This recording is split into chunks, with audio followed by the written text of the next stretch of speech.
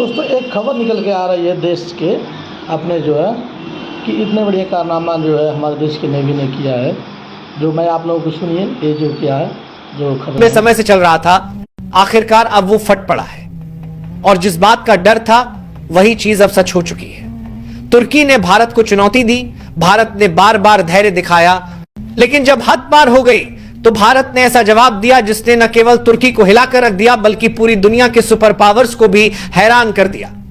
भूमध्य सागर की लहरों पर अब सिर्फ एक नाम गूंज रहा है, भारत।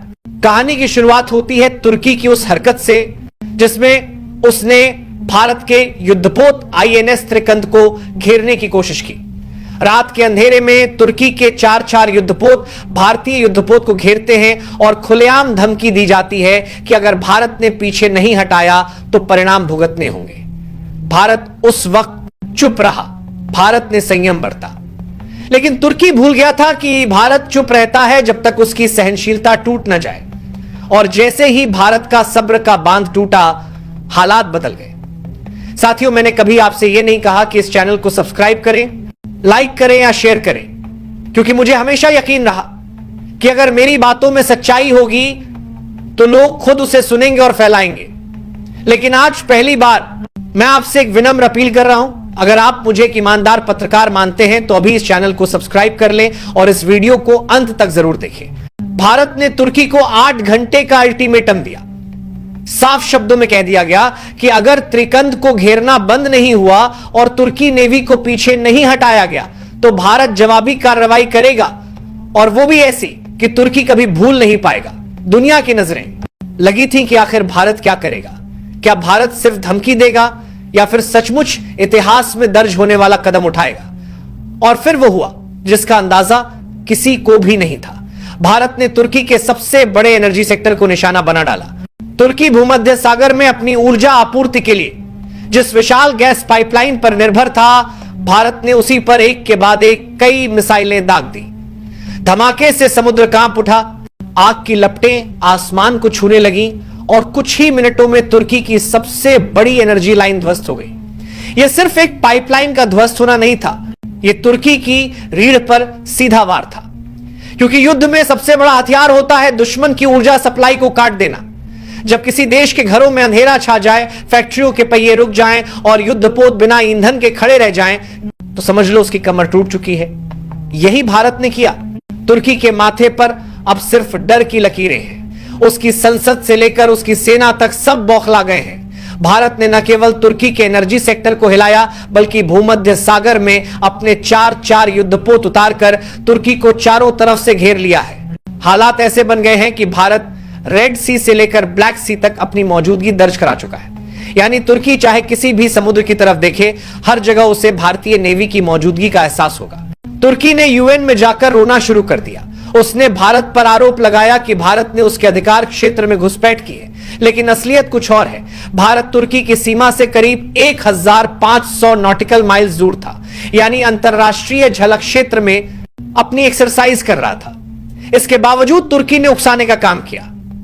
बार बार रेडियो सिग्नल भेजे गए, धमकियां दी गईं, और जब यह सब काम नहीं आया तो तुर्की ने अपने युद्धपोतों को भारतीय जहाज के चारों ओर तैनात कर दिया। यह किसी भी देश के लिए सीधी सीधी जंग की दावत थी। भारत ने अब खेल बदल दिया है। तुर्की के सर्विलांस सिस्टम को भारतीय ड्रोन ने पूरी तरह जाम कर दिया है। तुर्की के जहाज अब आपस में संपर्क तक नहीं कर पा रहे। भारतीय नेवी के अत्याधुनिक ड्रोन उनकी हर गतिविधि पर नजर रख रहे हैं और रियल टाइम में भारत को जानकारी भेज रहे हैं। मतलब तुर्की के युद्धपोत समुद्र में मौजूद तो हैं, लेकिन वे अंधे और बहरे बन चुके हैं। यही भारतीय शक्ति का असली प्रदर्शन है। भारत ने अब तक तुर्की के जहाजों को कोई नुकसान नहीं पहुंचाया। भारत का निशाना सिर्फ तुर्की का एनर्जी सेक्टर रहा है, और यही रणनीति भारत की सबसे बड़ी ताकत है। भारत जानता है कि अगर किसी देश को कमजोर करना है तो उसकी ऊर्जा सप्लाई पर हमला करो, क्योंकि बिना ऊर्जा के कोई भी देश युद्ध तो क्या अपना सामान्य जीवन भी नहीं चला सकता। यही कारण है कि भारत ने सीधे तुर्की की गैस पाइपलाइन को तबाह कर दिया। लेकिन कहानी यही खत्म नहीं होती। तुर्की को लगा था कि अमेरिका उसका साथ देगा। तुर्की ने सोचा कि अगर भारत से भिड़ंत हुई तो वॉशिंगटन से उसे सीधा समर्थन मिलेगा, लेकिन अमेरिका ने चुप्पी साध ली। बल्कि यूएन में अमेरिका के प्रतिनिधियों ने भी साफ कर दी है दिया कि भारत का कदम जायज था, क्योंकि तुर्की ने भारत की नौसैनिक एक्सरसाइज में बाधा डालने की कोशिश की थी। यह सुनकर तुर्की के तो जैसे होश ही उड़ गए। जिस अमेरिका पर वो भरोसा कर रहा था, वही अमेरिका उसके खिलाफ खड़ा हो गया। उधर इजराइल ने भारत के साथ हाथ मिला लिया। इजराइल ने घोषणा की है कि वो अपने आधुनिकतम ड्रोन भारत को देगा, ताकि भूमध्य सागर और ब्लैक सी में भारत की निगरानी और भी मजबूत हो सके। इसका मतलब यह हुआ कि अब तुर्की अकेला पड़ चुका है, ना अमेरिका उसके साथ है न इजराइल, और भारत को चुनौती देने का साहस वैसे भी कोई नहीं कर पा रहा। अब सोचिए दोस्तों, ये वही भारत है जिसे कभी तुर्की जैसे देश यूएन में घेरने की कोशिश करते थे। वही भारत आज भूमध्य सागर के बीचों बीच खड़ा होकर दुश्मन की सप्लाई लाइन तोड़ रहा है। यह वही भारत है जिसे हमेशा शांतिप्रिय देश माना गया, लेकिन जब दुश्मन हद पार करता है तो वही भारत लोहे की तरह सख्त बन जाता है। तुर्की का हाल अब यह है कि वो खुद ही बयान बदल रहा है। कभी कहता है कि भारत ने उसके क्षेत्र में दखल दिया, तो कभी कहता है कि वो सिर्फ अपनी सुरक्षा बढ़ा रहा था। असलियत यह है कि तुर्की अब डर चुका है। भारत ने चारों तरफ से घेर लिया है। भारत की परमाणु पनडुब्बियां भूमध्य सागर में तैनात हैं और उनकी लोकेशन कोई नहीं जानता। ये पनडुब्बियां 6 महीने से ज्यादा पानी के अंदर रह सकती हैं बिना सतह पर आए। यानी तुर्की यह भी नहीं जान पाएगा कि भारतीय पनडुब्बियां कहां से कब हमला कर दें। यही भारत की रणनीति है। पूरी दुनिया अब यह मान चुकी है कि भारत ने न केवल तुर्की को सबक सिखाया है, बल्कि एक नया संदेश भी दिया है कि अगर कोई भारत की संप्रभुता को चुनौती देगा तो भारत चुप नहीं बैठेगा। भारत पहले हमला नहीं करता, लेकिन जब करता है तो दुश्मन की कमर तोड़कर ही दम लेता है। दोस्तों, अब साफ हो चुका है कि दुनिया में कोई भी ताकत भारत को कम आंकने की गलती नहीं कर सकती।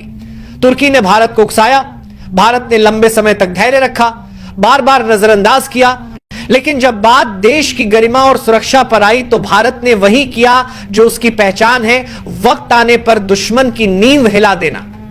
भारत ने तुर्की को न सिर्फ भूमध्य सागर में सबक सिखाया, बल्कि यह भी साबित कर दिया कि अगर किसी देश को झुकाना है तो बंदूक चलाने से ज्यादा असरदार है उसकी नसों पर वार करना।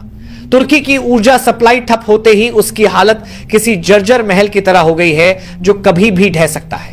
आज पूरी दुनिया ने देख लिया कि भारत सिर्फ एक शांतिप्रिय देश नहीं, बल्कि एक ऐसी ताकत है जो चुप रहती है तो दुनिया को शांति देती है, और जब गरजती है तो दुश्मनों के दिलों में भूकंप ले आती है।